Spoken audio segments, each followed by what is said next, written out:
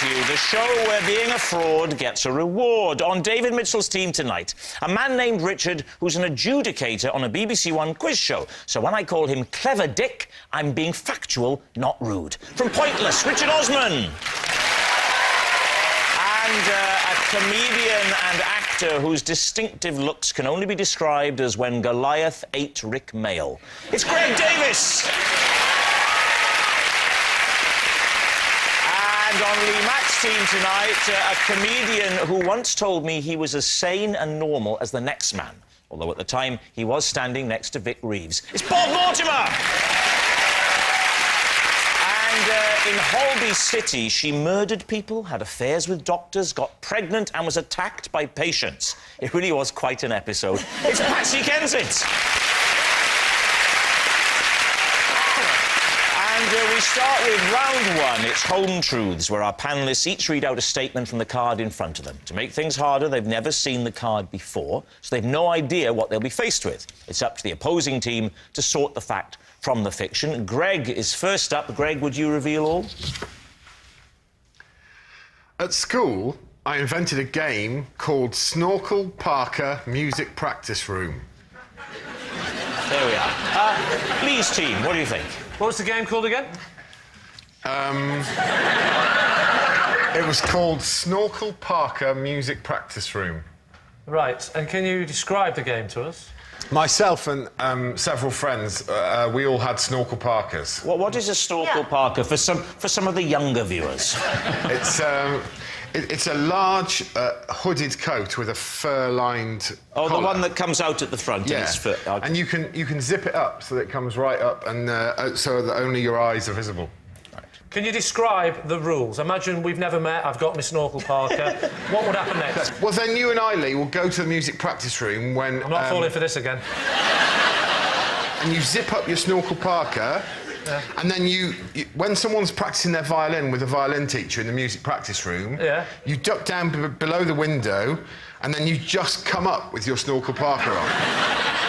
So just imagine you're a historical reenactment society. You've got your members there. I suppose. How would you? I'd have to fully demonstrate it by using my making an ad. Feel free to ask Parker. Richard and David to help you out on this.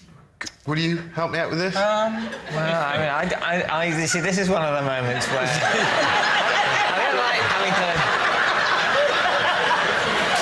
All right. Want to do it? Yeah, all right.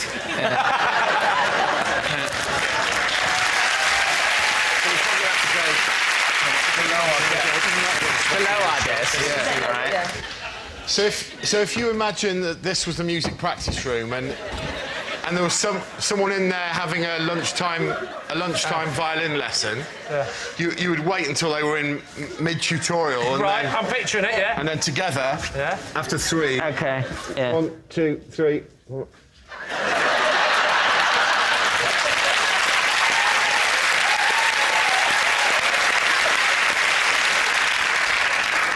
Oh. That's it, really. Was the secret to the game the fact that they never knew who you were? Because you They wouldn't know who you were because there's only your eyes showing. And he'd tell you to go away, so you would all duck down away, and then you'd leave it for a minute. And then come back and then up you'd just come back up again, What age were you?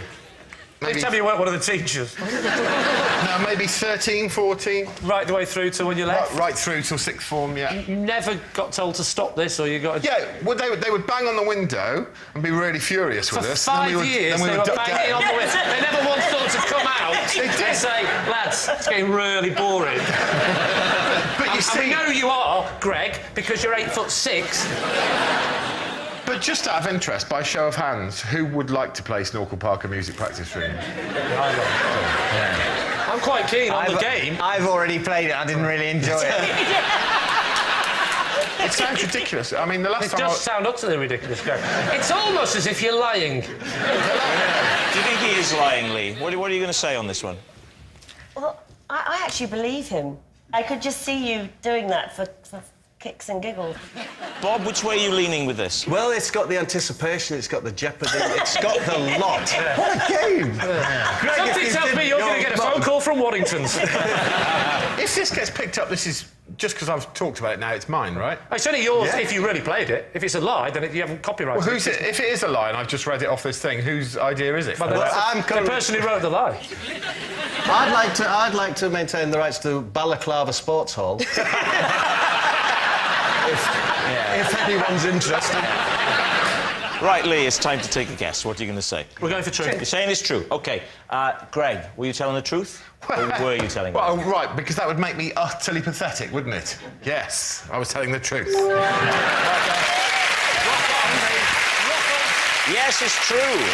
Greg did invent a game called Snorkel Parker Music Practice Room. At school, Greg was very popular with the other pupils. Not surprising, really, considering they'd created him in a science lesson. Richard, you're next. I once buried a badger with the banker from Deal or No Deal. Lee's team. I know the programme, but who is that? Who is the banker? We never hear the banker, do we? No, I'm not allowed to tell. If I told you, I would have to bury you alongside the badger, I'm afraid. Oh, so the badger found out. Is that what happened to him? What's burying the badger a euphemism for?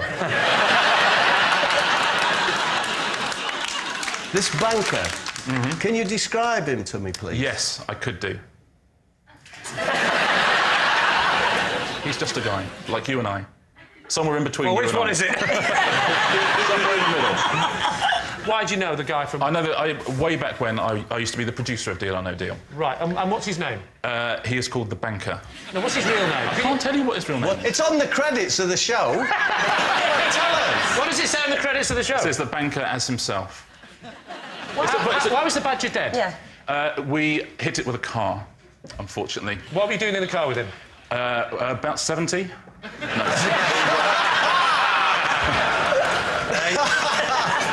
We were on holiday together. Where were you on holiday? Badger country, Cornwall. Was Edmonds there? Sorry, I'm not part of this, am I? Sorry. It's a good question, though, Greg. Was Noel there? No, it was a holiday.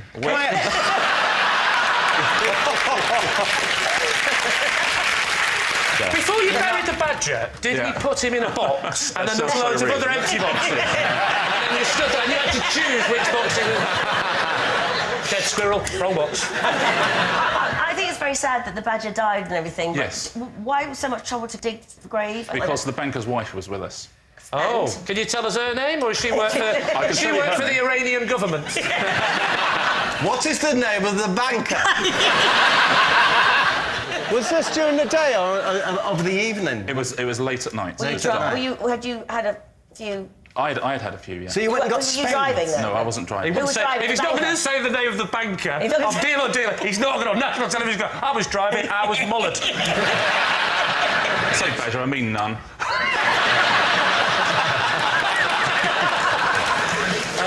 And then what? The banker's wife then says we should bury it. The banker's wife. It sounded like Cluedo, this. Go on. To which the obvious answer is we're not going to bury it. It's 2 in the morning. Right. It's really cold and it's dark. What's happened then? So the badger is dead. Right. Yeah. Sad occasion. I'm not underestimating the sadness of it. And there's probably a badger wife and badger children at home, so that's... I accept Are you that not allowed to sad. say their names either? So you checked the gender of the badger, then? You know it was a male badger? Or a female badger in a same-sex relationship who've adopted a small badger, perhaps an orphaned badger without a home in need I think of you're rest? wildly overestimating the sophistication of the badger community. But what happens next? We went back, got spades, Yeah. went back to where the badger lay prone, buried it, said a few words, What did you say? Yeah. just said, Lord, protect this badger. Or words to that effect. If only you'd have said it an hour earlier.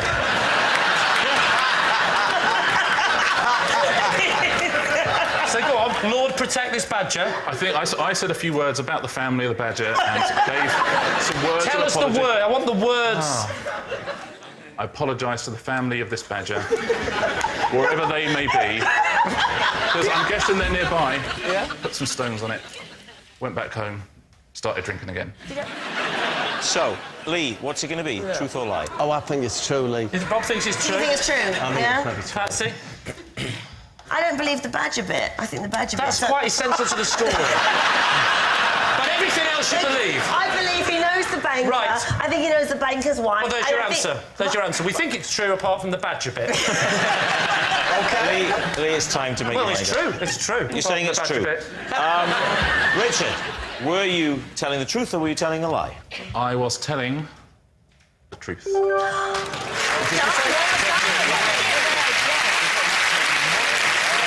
Yes, it's true.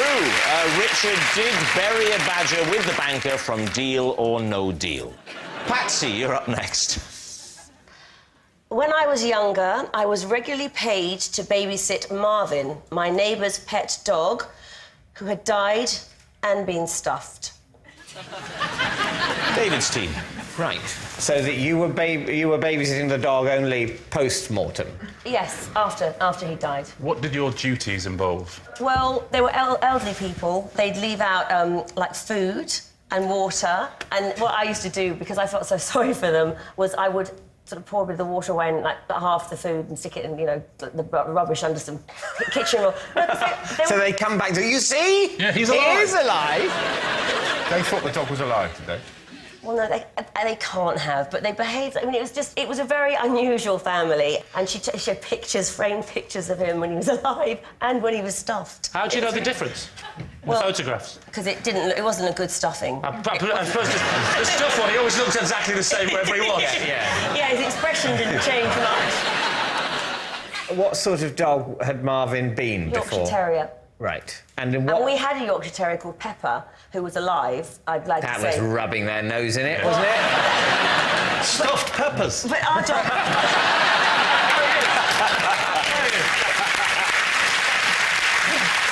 But our dog was, like, totally untrained. I mean, adorable, but... Whereas Marvin was so well behaved. What position was Marvin stuffed in? What was... Standing. Did he have a facial expression? If there was any kind of emotion coming Like from... this, like that.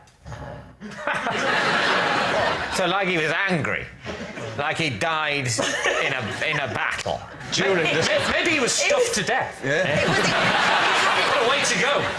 If I had a stuffed dog that was stood up, I'd put one of its legs in a bucket, then I'd always know where that bucket was. What do you think, David? Which way are you leaning on this? Sounds quite convincing. You're convinced? Well, I think it's impressively told if it's a lie. I think impressively told. A You lot know, of the that's detail... question. You're not an actress, are you, Patsy? A lot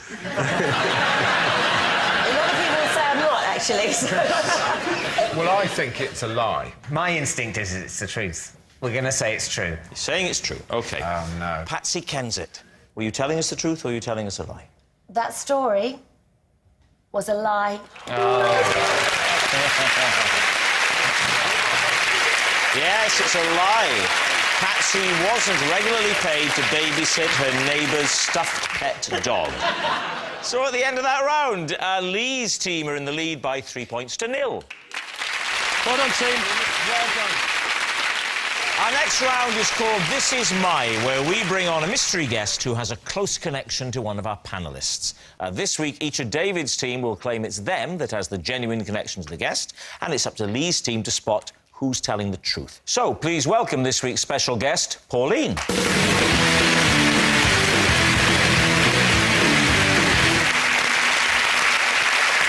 So, Richard, what is Pauline to you? This is Pauline. Last year we met at a Snoop Dogg gig and we bonded because we were the two oldest fans in the room. David, how do you know Pauline? This is Pauline. When I was a cub, she was the Arcala, and she had to take me out of the scout hut once for asking too many questions when we were being given a talk by the police. And finally, Greg, your relationship with Pauline? This is Pauline. She's my mum. She once drove past me when I was having my first fight and got out of her car to cheer me on. Lee's team, where do you start? Greg, how old were you on this first fight? 12?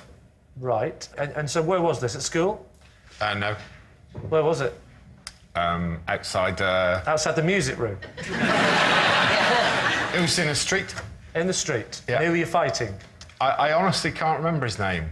He was a lad, and he was in the year above me. And I remember he had fairly distinctive red hair. Is that why you fought him? I fought him because he'd fought one of my friends. Oh, OK, so this was like a... Revenge. You were like doing a heroic gesture. Yeah. And he was older than you. Yes. What was your friend called? Well, I'm from Shropshire, so he was called Chinese Dave. Is everyone called Chinese Dave in Shropshire? No, I just think he was called Chinese Dave, and I honestly don't know the reason, because he certainly wasn't Chinese. I think it's because he used to wear a hat. No, that would be it. That would be it. That'll be it, probably. What was your fighting technique? Do you recall? It was a sort of windmill of bones, just like this. Windmill of bones. I give you the windmill of bones. What was your mum shouting at you by way of encouragement? I mean, as I recall, it was just get in there. Do him, yeah. Get in there, son, is what I... And was she there the first time you had sex? This was in the street. Your mum was driving Yeah.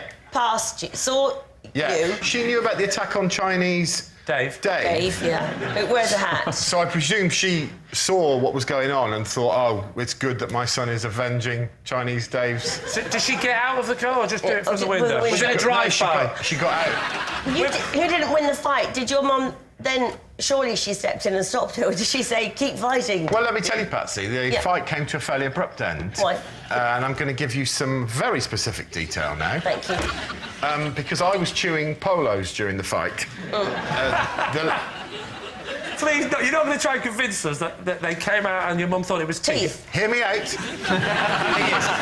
I got caught in their mouth, and literally I spat polos everywhere. And my mum went, oh no, it's teeth, it's teeth! What's your mum called? Pauline. Has she got a nickname, like Heckling Pauline or anything? No, although I would tell you, she has an impressive history, because she was in a play fight with my dad once, and he locked himself in a toilet, and to get to him in the play fight, my mum punched a hole through a door. So there's obviously a violent streak in this one. It is true, though. It's definitely true. That is my mum. Who's next? Who are you going to do next? OK, so we'll go with David, shall we? Yes. David, just let me recap. Am I right in saying that there was a talk by the police at the Cubs? Yeah. And you asked one too many questions to the policeman? Yes, I was full of questions. What kind of questions were you asking? Well, I was asking about various, issues involved in fighting crime. How old were you? I think I was about 8. Right. What kind of crime-fighting questions were you asking? Well, there was a problem, I felt.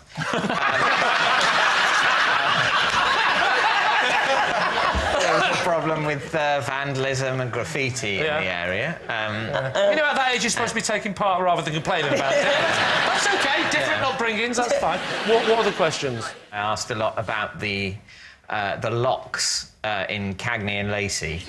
I was, at the time, very aware of the security measures in all of those flats in New York and the big locks on the doors. And I said, why don't we have locks like that? And how can we keep burglars out if we don't have locks like that? Right. And the policeman was saying how you can't keep out a determined burglar. And I was saying, well, why do we lock the doors at all then? But I wasn't really aware that he was supposed to be trying to get on with the talk, and the questions would happen at the end, and maybe they wouldn't all be asked by me. Where was this Cubs? It was in Headington. Headington? Where I grew up. Well, I know that. I don't think you travelled. Yeah. I assumed it was where you lived, otherwise that would be bonkers. Where are you from? Oh, I'm from Newcastle, but I No, my parents had heard about a very good Cub Scout group about 400 miles away, and they thought about driving me there to get the very best training at the time. Yeah, absolutely. But What badges did you get, David? Don't talk about badges in front of Richard.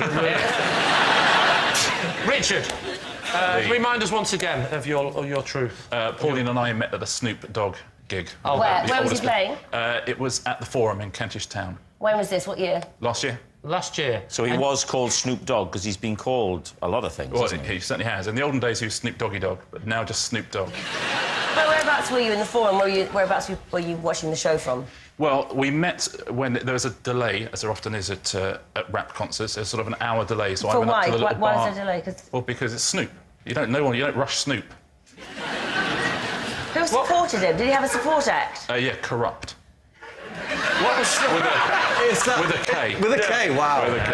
I'd have left after them. What was his hair like, Snoops? Snoops. How was he wearing his hair? He was wearing his hair, he had sort of cornrows, essentially. He knows all the words, doesn't he? Yeah. He's definitely read up on this. And okay, and then so you guys, your eyes met across the. No, in this delay, I went up to, there's a little quieter bar upstairs, and I went up there to play a bit of Scrabble on my phone. Oh, come on. Because I was with younger people and they were enjoying the support act, they were enjoying the fact that there was a delay and there was loud music playing, I was enjoying it less. Yeah. Pauline was reading a book. Right. So I thought, OK, she's quite bored as well of this thing. So anyway, I'm playing my thing. She said, oh, what are you doing? Yeah. And I said, I'm playing Scrabble on my phone. She said, I didn't know you could play Scrabble on a phone. Right. So I showed her, and then we started playing Scrabble on a phone, have done ever since. And then... Ever since? Well, you're going out with each other now. You know what, Lee? Early days. Okay? Have you actually met up with Maureen since? Pauline. You're not going to be able to dissect us with those blunt little... So, Lee, where's this leading you? What are you thinking, Lee? Patsy, do we believe any of these people? Because they're all sounding chronically untrue. The Chronic, of course, was one of the first albums Snoop was on. Dr. Why did Dre's you... The Chronic.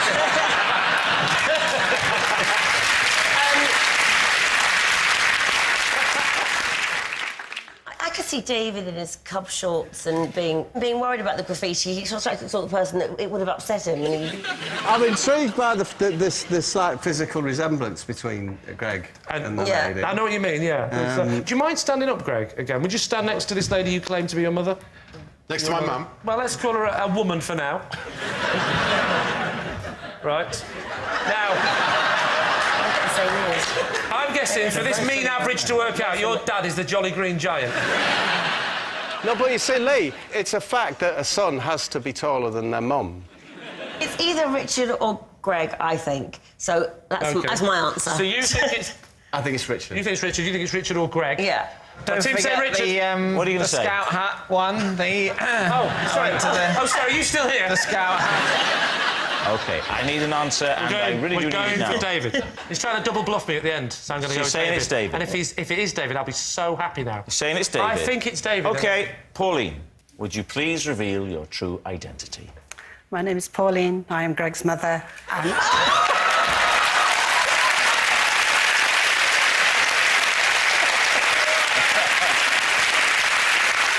Yes, Pauline is Greg's mum, and she did cheer him on when he had his first ever fight.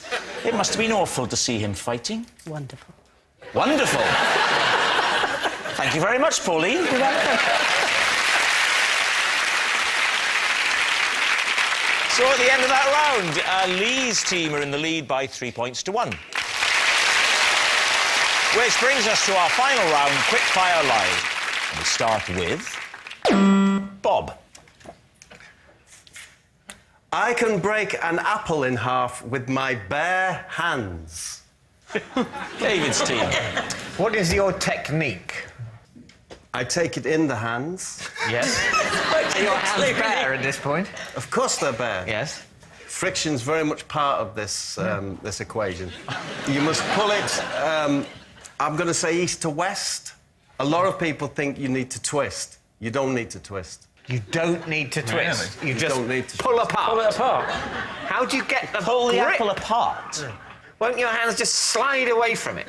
I'd have thought you'd need to twist. If you twist, you fail. Twisting equals tears. So you just grip the apple in your hands and then fling them apart, and you have 2 half apples. No, I rip it apart. Yeah. The way you were miming it then, there's like downward pressure from the thumbs, almost as if you're trying to open it like a book. Yeah. Is that what it's like? Because I can believe that more than the just grip, bang! Yes. No, David, that's fair enough. Yes. It's just so you're almost like you insert. Oh, but I so wish it was bang. It's not. No, you're inserting the thumbs to try and pull it apart that way. No insertion. All right. No, but but that's downward the grip. pressure. Downward pressure. And there it is. So where are the thumbs? Are the thumbs either side of the stalk? You know where the thumbs are, David. Where are the thumbs either side of the stalk? Yes. No insertion or penetration? No, absolutely not. No, the thumbs are used for gripping, not for ripping. That's what I was taught. And if you remember that... If you can remember that, you too will be parting apples. How long have you done this for? I have done it for a long time. What I used to do to entertain was I used to take hard-boiled eggs, peel them, I can still do it, and I could take the shell off in one. And you actually peel the membrane rather than trying to... Don't be all rough-handed and don't, you know, take your time. Off it comes bang. And when did you... That's the correct way to present. With an apple, it's this. When did you first discover that you could do the apple? How did it come about? How did it come to be? I can't remember the first time I did it. I can remember the feeling, but I can't remember the first time I did it. What was the feeling? The feeling was magnificent. Right, David, is that the truth? I don't think so, but it could be. Can we leave it at that? Yeah, that's fine. OK, on to the next round. No, we can't. I agree with that. I'd love to see him... I hope it's true, because then they'll make him do it. Yeah. And I'd love to see it. Yeah. If it's not true... Make will him they do make it him anyway. try? So what's it going to be? Oh, I really want it to be true, but it isn't true, I don't think. You can't pull an apple apart, can you? You can't just rip it in half. I so want you to be able to.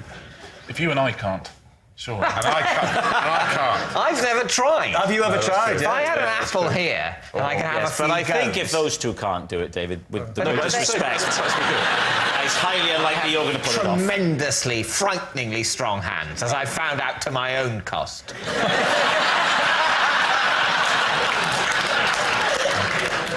So you think it's a lie, then? I'm afraid I do, OK, yeah. well, I'll go with the Giants. You're going to say it's a lie? All right, you're saying it's a lie. Bob, were you telling the truth or were you telling a lie? I was telling the truth. Yes. Well, guess what I've got under the desk? My trusty box of apples. It's a proper apple. Ready, Yes. Bob? It's a big one. Thank you.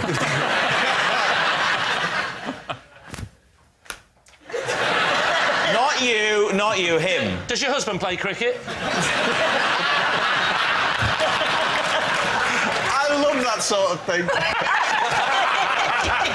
Where shall I do it? I really hope he can't do it. Yeah! Whoa!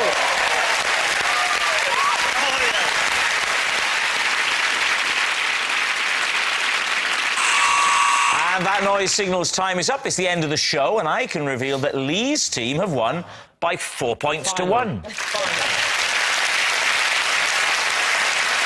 But it's not just a team game, and my individual liar of the week this week is Richard Osman.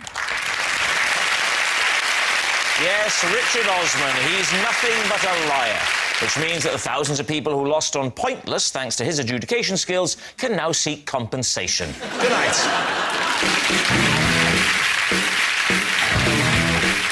Jumping into the hot seat, Kathy Burke is the guest host for Have I Got News For You next tonight on BBC One. Then it gets awkward between Lee and Lucy when they wake up with no idea what happened the night before. Not Going Out is at 9:30.